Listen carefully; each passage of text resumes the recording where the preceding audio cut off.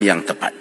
Manakala pihak pembangkang kerap kali dengan izin cuba untuk mewujudkan kekeliruan terhadap hasrat kerajaan dengan membangkitkan beberapa perkara khususnya berkenaan dengan kejujuran dan amanah pihak kerajaan dalam melaksanakan tugas dan tanggungjawab, disambing menimbulkan beberapa isu-isu terbaru yang berkaitan dengan pengguguran beberapa kes pemimpin-pemimpin, walaupun sebelum ini berlaku pengguguran yang telah diputuskan sendiri oleh pihak peguam negara ketika Kota Baru menjadi menteri kepada hal ehwal undang-undang dalam negara kita.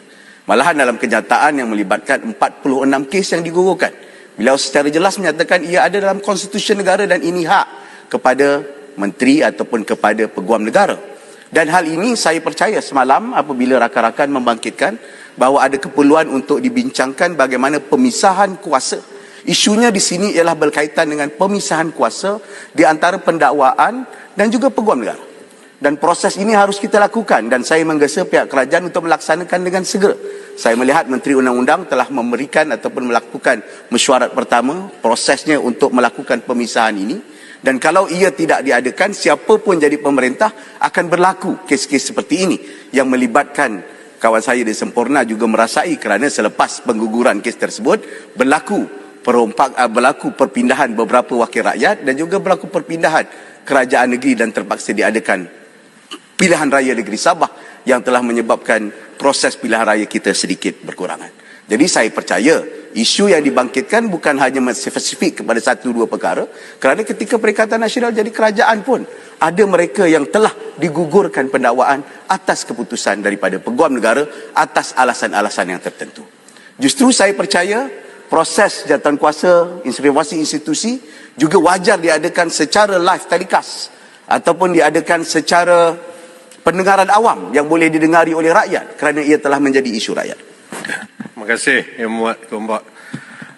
Sekejap tadi Yang Berhormat telah menyebutkan di satu masa dulu juga ataupun sebelum daripada ini di dalam pendakwaan kes-kes mahkamah ada kes-kes yang telah diberikan pengguguran kes itu di peringkat DNAAA.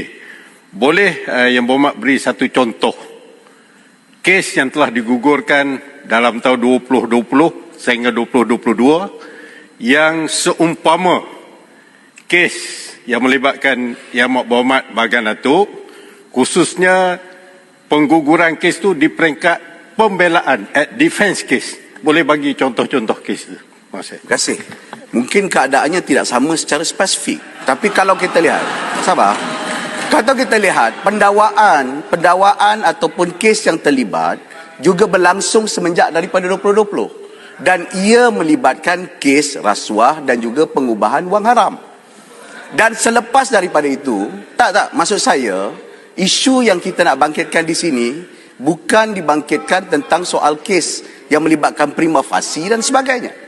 Tetapi melibatkan kepada kes yang harus dilibat bagaimana kuasa pendakwaan dan peguam negara itu dikumpulkan bersama. Mari kita ubah hal ini kerana kalau tidak ia akan berulang-ulang kembali.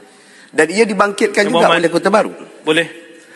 Kota Baru tadi minta contoh satu. Kalau boleh kongsikan satu contoh tu bagus juga. Terima kasih. Dalam rekod ini dijawab di dalam parlimen ketika soalan daripada Hanifah Aman, ahli parlimen Sepang, Kota Baru ada sebutkan tentang kes Santer Babit dan dibangkitkan. Dan ia berulang-ulang. Maksud saya, kalau kita nak ubah sama-sama, kita ubah supaya ia tidak berulang-ulang walau apa alasan sekalipun. Malahan, kalau nak disebut pilihan raya negeri Sabah berlaku selepas daripada pembebasan itu. Sempurna boleh sahkan walaupun sempurna dah keluar.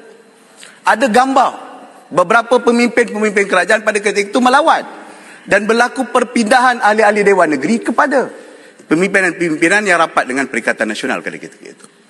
Kasih ini kalau juga kalau nak semak semuanya supaya kita boleh. Musa Aman belum dimulakan. Satu kes yang telah diputuskan ada prima facie kes setelah 99 orang saksi dipanggil oleh pihak pendakwaan. Kemudian di peringkat pembelaan ianya dibuat representasi dalam keadaan cukup luar biasa representasi itu dibenarkan oleh pihak peguam negara. Itu kita mahu penjelasan. Ya, ada pendetilan yang berbeza. Namun dalam kerangka yang sama. Perawatan dan juga kesnya adalah kes rasuah Kesnya adalah kes pengubahan wang haram. Kesannya ialah pilihan raya negeri Sabah. Jadi kena lihat secara menyeluruh. Saya tak sempoh pun, saya tak nak pertahankan siapa-siapa kat sini. Kalau salah, salah. Sebab itu saya minta pendengaran itu bukan dihadiri oleh ahli parlimen saja, boleh didengari parlimen saja, jadi sewajarnya dibuat secara pendengaran terbuka yang rakyat boleh lihat dan rakyat boleh dengar penjelasan daripada Peguam Negara.